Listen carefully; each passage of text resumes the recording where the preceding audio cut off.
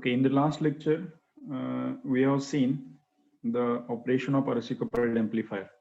Okay, so in that operation, we have used this figure number A, that is two-stage RC coupled amplifier. In this, when we apply the input signal, that is Vi, that lower amplitude input signal to the base of transistor Q1. Here, Vi is applied to the base of transistor Q1. Okay, by applying that Vi to the transistor Q1, the Q1 transistor will amplify the signal, and that amplified signal will be appears across the load resistance RC1. Means the output voltage of first stage will be developed across the RC1. Okay, then that RC1 will be coupled to the base of transistor Q2 through the interstage coupling capacitor CC. Okay, then again amplification is done by the transistor Q2. Means further amplification, we are using the transistor Q2, and the output of transistor Q2 will be appears across the collector RC2. Okay, so the output of second stage will be coupled to the load resistance RL through output coupling capacitor CC2. In this way, we will get the output voltage VO. Okay, suppose we have applied this as input signal for the base of transistor Q1. So for singles amplifier, there is phase shift of 180 degree. So this is the waveform for the first stage, that is VO1. Then this is act as input for the second stage. By applying this as the input for the second stage, this is the output for the second stage, that is VO2 is equal to VO. Okay, means the total phase shift will be 360 degree or 0 degree. Means this output signal and this input signal are in phase, because we are using the two-stage RC coupled amplifier. Means we are taking the even number of stages. Already I have told the even number of stages is there, then input signal and output signal are in phase, and if odd number of stages is there, then input signal and output signal is out of phase. Okay.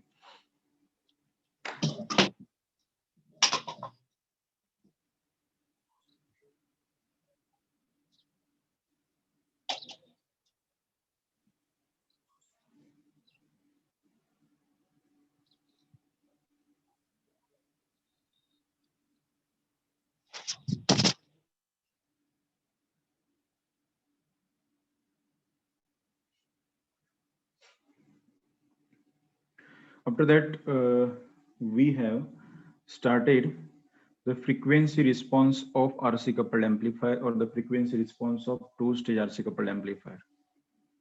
So in that, we have seen what is meant by frequency response of amplifier. Okay, so what is meant by the frequency response of amplifier? Can anyone? For that, we have referred this figure, that is figure number B, is the frequency response of RC coupled amplifier. So here we have seen what is meant by frequency response. So frequency response means what? It is the graph of voltage gain. Voltage gain we have taken on the vertical axis. It is in decibel scale. Okay. So voltage gain in decibel scale versus on the horizontal axis we have taken the frequency. Here in the horizontal axis, frequency is there. That is F. It is in hertz.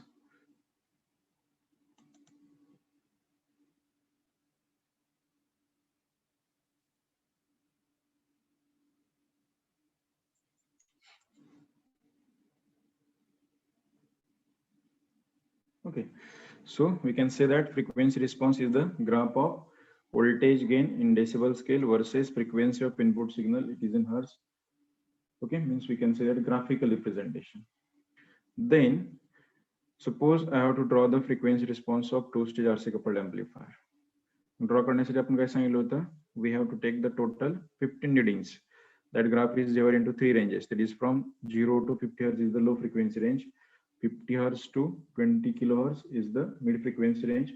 20 kilohertz and above is the high frequency range.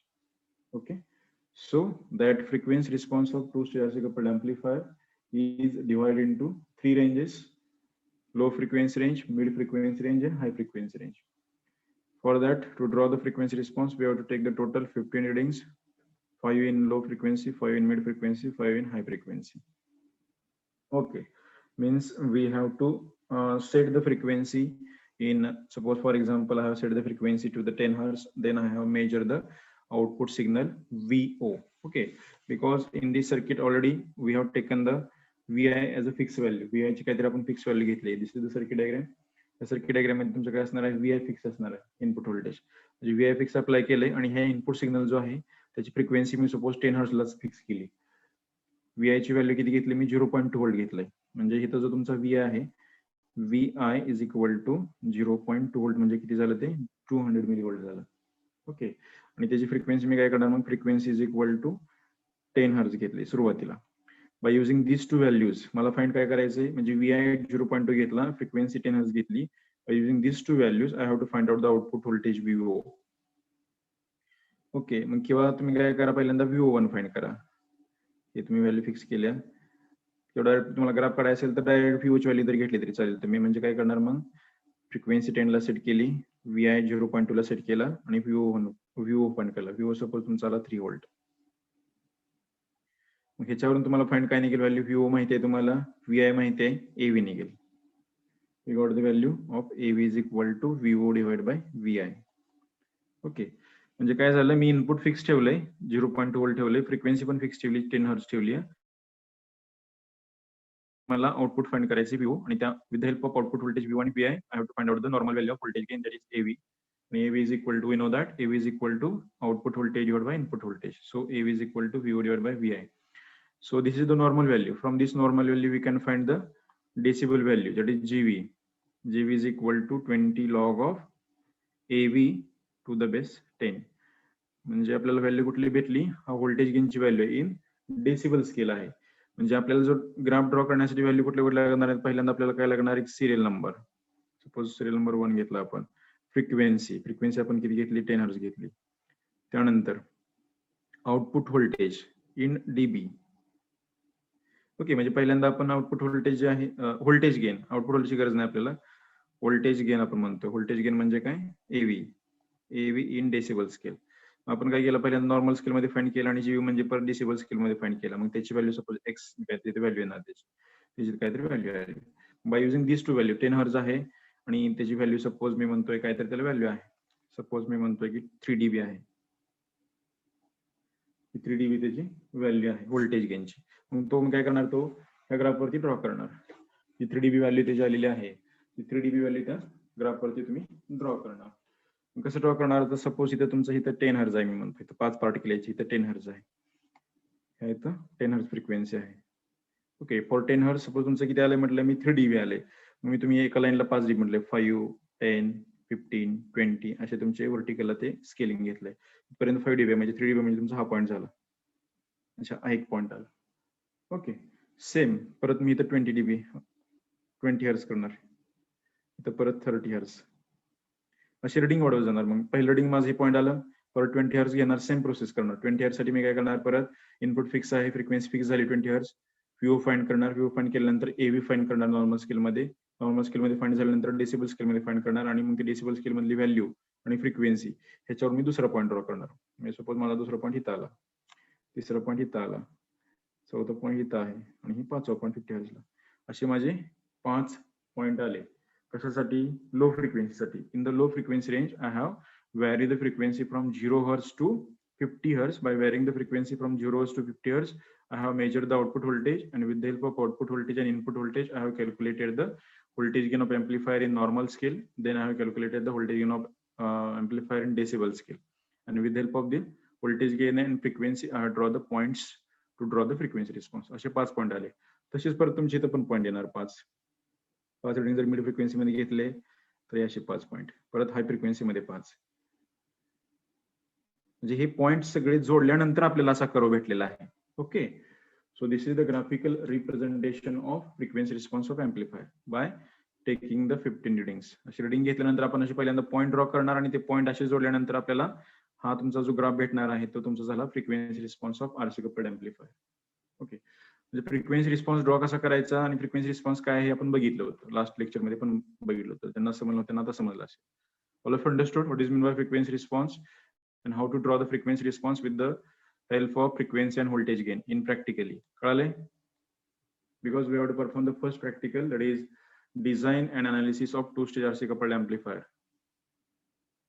All have understood what is meant by frequency response and how to draw the frequency response with the help of voltage gain and frequency of input signal. समजलंय? Yes, no?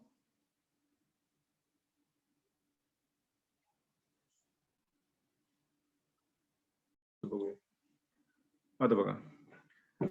So here in low frequency region काय होतंय बघा, इथं हा तुमचा 50 हर्ट्झचा point आहे.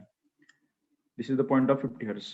When we go from this 50 hertz to the left side, म्हणजे तुम्ही ज्यावेळेस ह्या पॉइंट पासून इकडे येताय असं लेफ्ट साइडला, त्यावेळेस तुमची फ्रिक्वेन्सी काय होते, डिक्रीज होत जाते. 50, 40, 30, 20, 10, 0.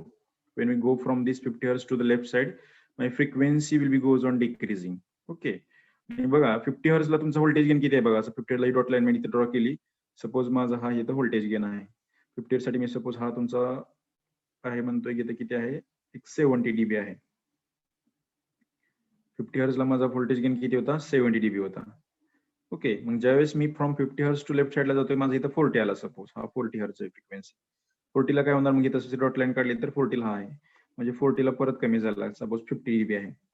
तेव्हा 30 आला, परत 30 ला इथे किती व्होल्टेज गेन आहे, 30 dB आहे. 20 ला किती आहे, 20 dB आहे. 10 ला 10 dB आहे. ओके, मग काय होणार आहे, जर हे ऑब्झर्व केला तुम्ही ग्राफ, तर काय होतंय, when we goes from this 50 hertz to the 10 hertz or to the 0 hertz, म्हणजे 50 हर्ट्झ कडून लेफ्टला जातोय, त्यावेळेस बाय डिफॉल्ट आपली फ्रिक्वेन्सी काय होते, डिक्रीज होते. ओके, म्हणजे तुम्ही ज्यावेळेस 50 हर्ट्झ कडून लेफ्टला जाता त्यावेळेस तुमची फ्रिक्वेन्सी डिक्रीज होते. फ्रिक्वेन्सी डिक्रीज होते त्यावेळेस at the same time voltage gain पण डिक्रीज होते.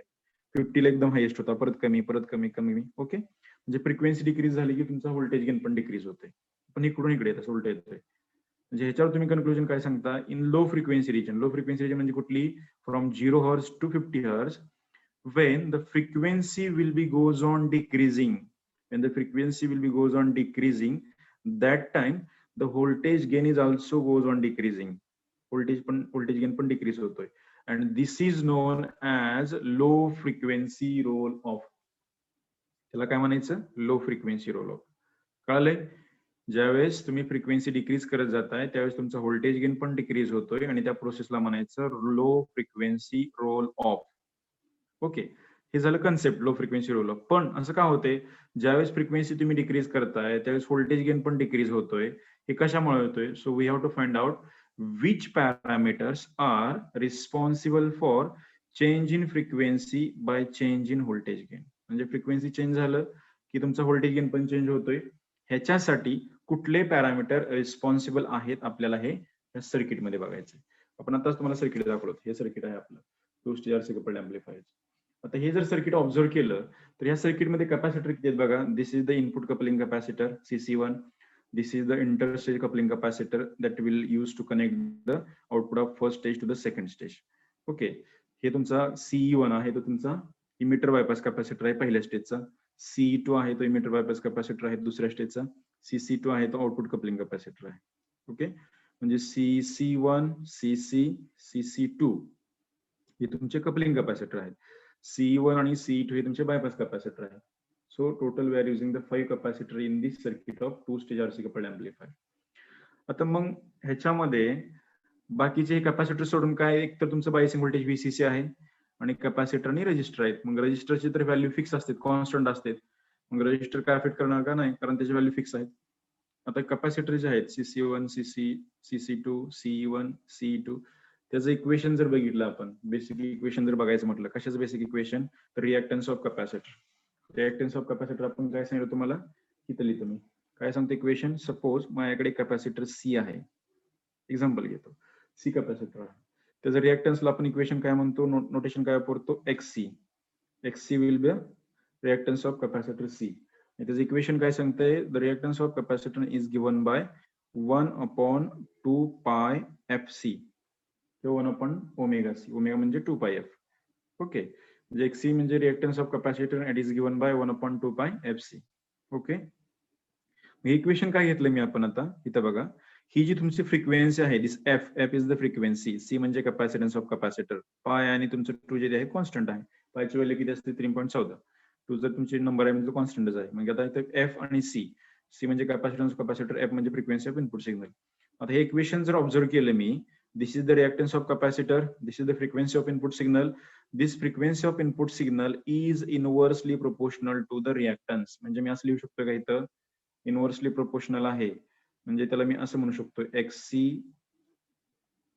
1/F. बरोबर आहे का? हे तुमचे काय आहे, इनव्हर्सली प्रोपोर्शनल आहे. XC is inversely proportional to the F. जसं दुसऱ्या पेजवरती लिहूया मी आपण.